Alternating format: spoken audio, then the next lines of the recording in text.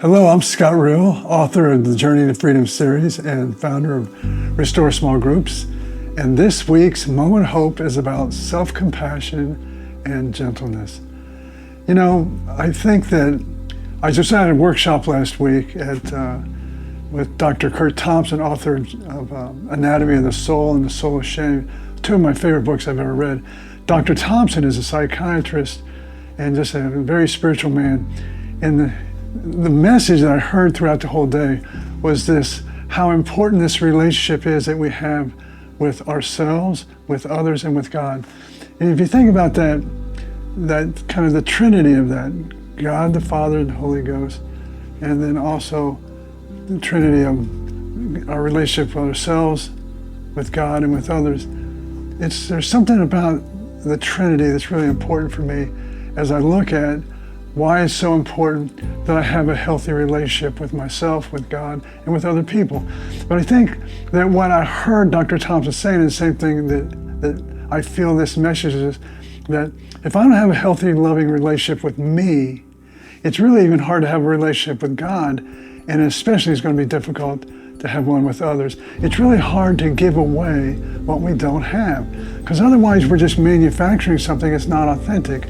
And it's really coming from a place of dependency, not a place of an abundance. And so how important it is, that journey home to myself, to loving myself, it's critical. And I think one of the first places that I need to begin is to realize, as Dr. Thompson was emphasizing, was the power of shame to thwart and destruct, to rupture, disrupt that relationship I have between me and myself, and with God and with others. And so how important it is that I have a gentle, affirming belief and message to myself, that I'm talking to myself from a narrative that is kind and caring.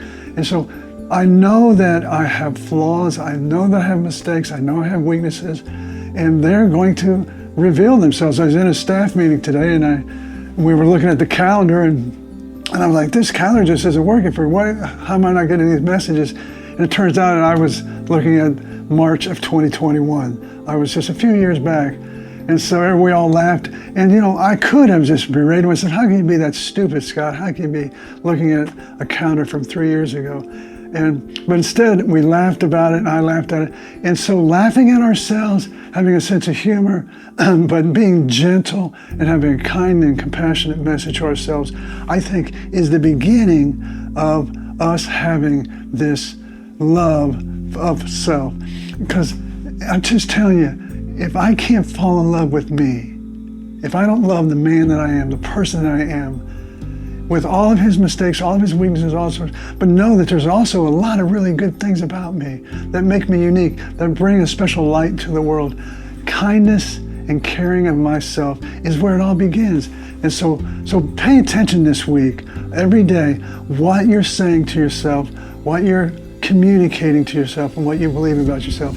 Extend compassion to yourself, be gentle with yourself, and just see how that manifests itself into a more loving you.